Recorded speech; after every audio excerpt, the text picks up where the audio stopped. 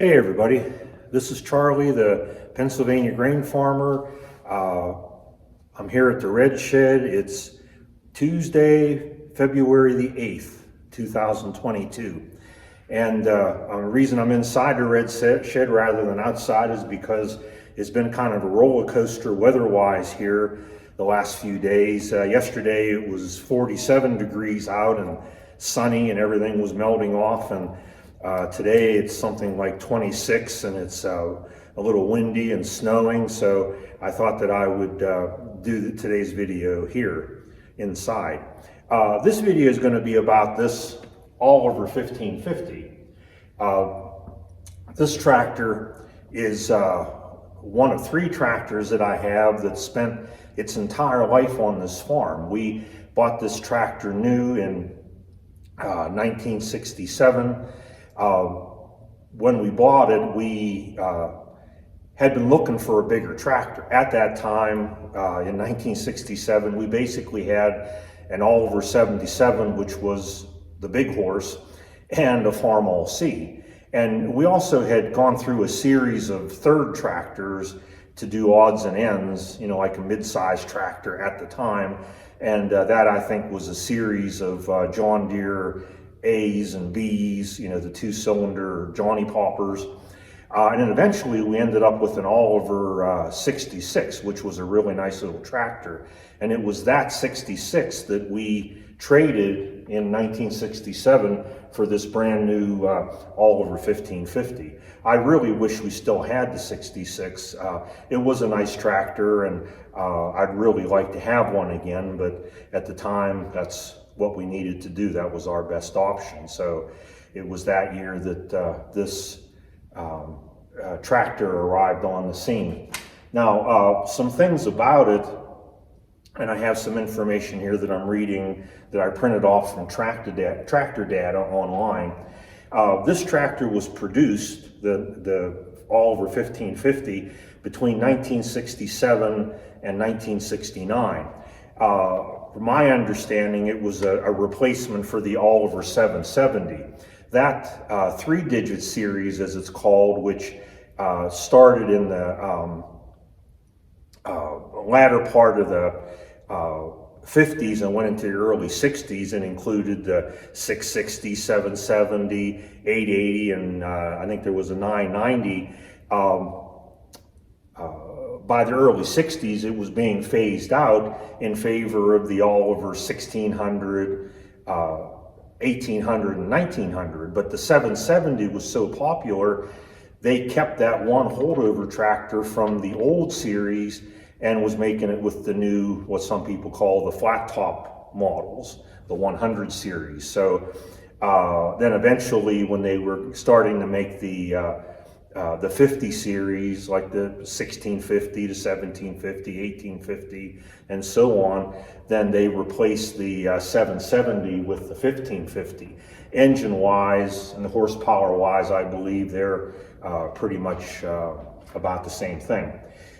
So again, this tractor was made from 65 until 1969. It was made in Charles City, Iowa, and the original price of it, at least in 1969, was listed at around $6,000. The tractor had a claimed PTO horsepower of 53, and when they did the Iowa test, they actually found that it had 53 and a half. Now that's the gas model, and this one happens to be a gas model. The drawbar tested horsepower was about 47 and a half. As I said, it is a gas model that's powered by a 231 cubic inch Oliver Waukesha engine with a 27 and a half gallon fuel tank. It has disc brakes, and it has 540 RPM power takeoff. And overall, the weight of this tractor, as it comes from the factory, is about 7,000 pounds. But this one's going to weigh a little bit more because we have calcium in the rear wheels to give it some additional weight.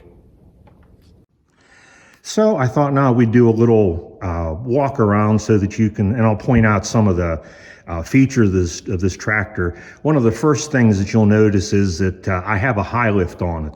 The high lift did not come with the tractor. That's a new idea high lift, which we bought new a couple years after we purchased the tractor itself. And that's been a really handy thing, you know, for all those years. We would have purchased this sometime in the early 1970s.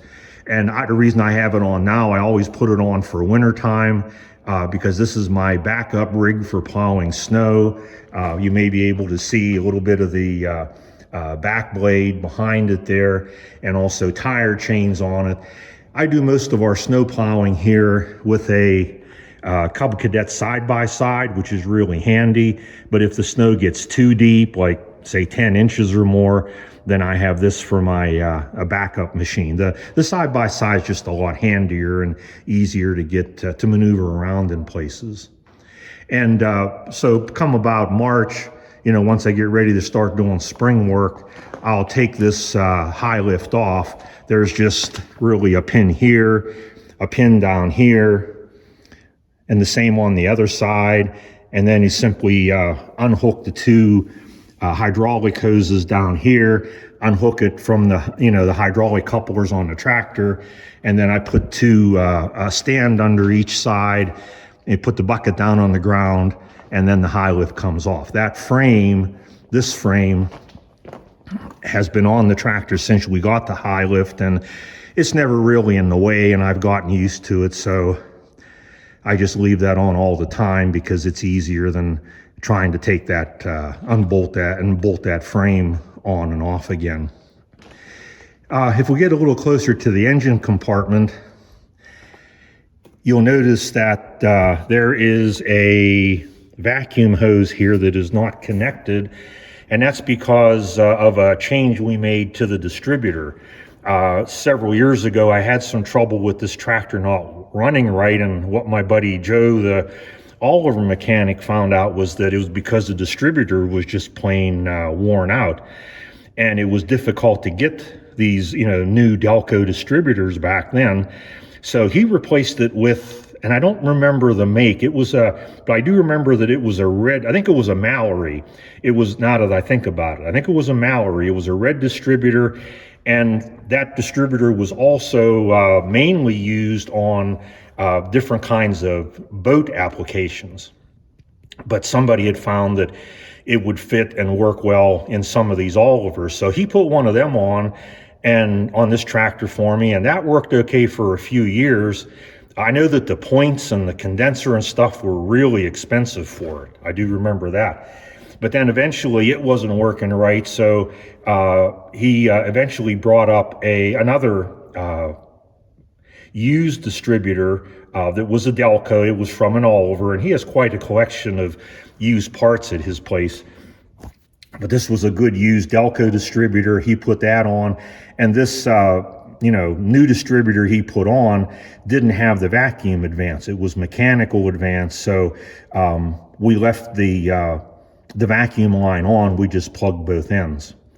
If you look, you notice that there's also a little fuel filter here. This does have a sediment bowl underneath, but Joe put this fuel filter on me just as an extra form of protection. Another modification we made to it was, rather than the original starter like this originally had, we put one of these gear reduction starters on it, and I really like that. It spins it over easy and fast, and you don't have to crank as much to get the tractor started up. So I highly recommend those gear reduction starters.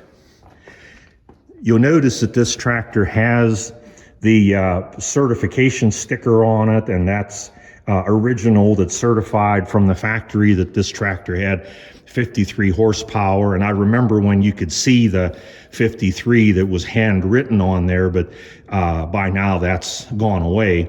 And also right here, you can see the original dealer sticker. I'm not going to get too close to that because it gives away the name of our local town, and I'm trying to keep my location my actual location private, so I'm not going to get too close to it, but I think it's pretty cool that it's still there. The tractor itself is in its work clothes, as you can see. It's not been restored. I did have the engine rebuilt. I believe it was around 1990 or 91. My friend Joe, again, did that. But unlike the other tractors that I had him work on, this one, for some reason at the time, we decided not to repaint. So this is in original condition.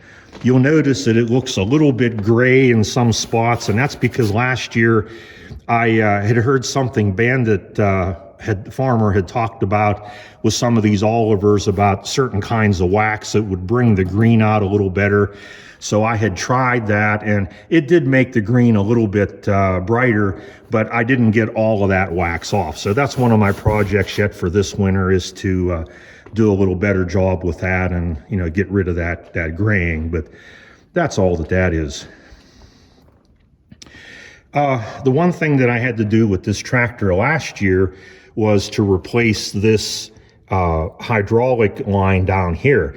It runs from here through this console under this plate and then goes into the hydraulic system right here. I was planting soybeans last April, and what I noticed was that I was getting a puddle of oil down here. It wasn't very much, but I knew something was leaking, and I figured it was just a matter of time until it let go. So I ended up ordering another one of those oil lines, and was able to get that put in, and that solved the problem for me. Okay, so you can see as we walk around, you can see the one set of tire chains here on the left side, the snow back blade here on the back.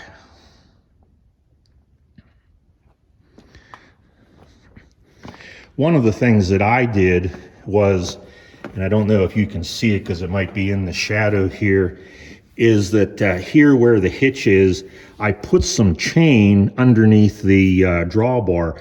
And that's because these roller brackets tend to wear over time. In fact, Joe just replaced one, beefed one up for me on the 1650 about a year ago.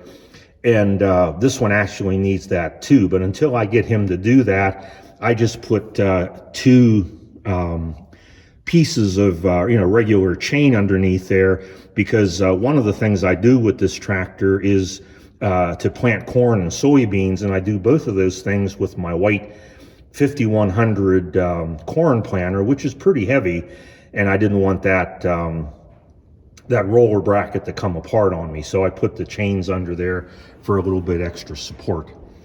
And this has two sets of hydraulic remotes. There's one set here and one set over here on the right. This set also is plumbed so that I can hook up my my high lift to that as well. And this works out nice because these on the left I use to control the up and down of the corn planter, and the ones on the right run the markers, and that works out pretty well for me. Okay, something else I did to this tractor, I replaced the rim here on the right side, or I should say Joe did that for me. I had one rim that was rusting out around the valve stem from the calcium, both in this 1550 and the 1650. So Joe was able to find me a good used set of rims to replace them. So I painted them, and I've actually replaced one on each tractor. He then took my old rims and was able to to put in a patch to fix the area really nicely around those holes. So now I still have two more rims for the other side on each tractor whenever they would happen to go. But that's, one of the problems associated with calcium. And I know now some people that want to have that liquid weight without the corrosion will often go to something like beet juice, believe it or not.